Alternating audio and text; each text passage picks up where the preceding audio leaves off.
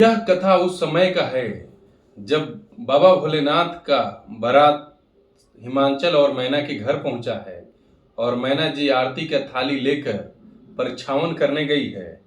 जब परिछावन करते समय मैना ने शिव जी को देखा, वो नाराज हो गई। बारात का जो साज सज्जा था, जो सर्प और सब भूत प्रेत पिशाच सब थे, उनको देखकर स्त्रियां भाग गई। मैना वापस पार्वती जी के पास गई। शिव जी बारात जनवासे में चले गए और मैना रो रही है। और मैना रो रो कर नारद जी को दोष दे रही है कि मैंने उस नारद का क्या बिगाड़ा था कि मेरी पुत्री, मेरी बेटी, फूल सी बेटी पार्वती को ऐसा उपदेश दिया कि तपस्या करो, खुश करो और शिव के साथ विवाह होगा तो तुम्हारा भला होगा। लाख बुराइयां हैं, लेकिन एक बार जो तुम्हारा विवाह हो गया तो सारी बुराइयां एक तरफ, और इस दुनिया के सारे तीनों लोग के सब तो उन्हीं परम शिव जी के भक्त हैं, उन्हें ही पूजते हैं।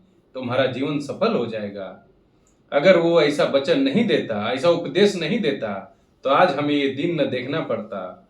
रोते रोते मैना जी बिलखते ये भी कह रही है कि उस नारद का तो ना घर है, ना परिवार है, उनका तो कुछ है नहीं, और जिनका है उनको भी वो ऐसा उपदेश देते हैं कि सब कुछ खत्म हो जाए। उसी समय पार्वती जी मैना को समझा रही हैं और कह रही है, हे माते, ये अवसर विषाद करने का नहीं है और दूसरे को दोष देकर क्या मिलने वाला है। होता वही है जो विधाता रच चुके होते हैं। विधाता की रचना को कोई टाल नहीं सकता। आप व्यर्थ ही नारद जी को दोषी ठहरा रही हो। इसमें नारद जी का कोई दोष है नहीं, ये तो मेरे कर्म है, मेरी किस्मत है। जो मेरी किस्मत में होगा वही होगा। मेरी किस्मत में अगर यही लिखा है तो इसको कोई नहीं मिटा सकता। आप व्यर्थ ही दूसरे को दोष दे रही हो। यह कहकर मैना जी समझा रही है और फिर मैना जी को पार्वती जी कहती है कि अब ये सब छोड़ो, जो हुआ सो हुआ। नारद जी को दोष देना बंद करो, क्योंकि यह विधाता की रचना है और यही मेरी किस्मत है और अब इसको नहीं बदला जा सकता। गोस्वामी तुलसीदास जी मानस में कैसे लिखते हैं, क्या कहती है पार्वती जी मैना से। पार्वती जी कहती हैं, कर्म लिखा जो बाउर ना हूं, तो कत दोष लगाऊ काहूं।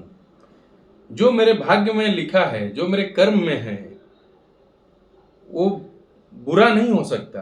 किसी दूसरे को दोष लगाने से क्या फायदा। हे माता, तुम सन मिटही के विधि के अंका, मातु व्यर्थ जनी लेहु कलंका। विधाता का लिखा हुआ नहीं मिट सकता है। व्यर्थ में ही आप अपने ऊपर कलंक मत समझो। नारद जी को दोष मत दो, दूसरे को दोषी मत ठहराओ। जय श्री राम।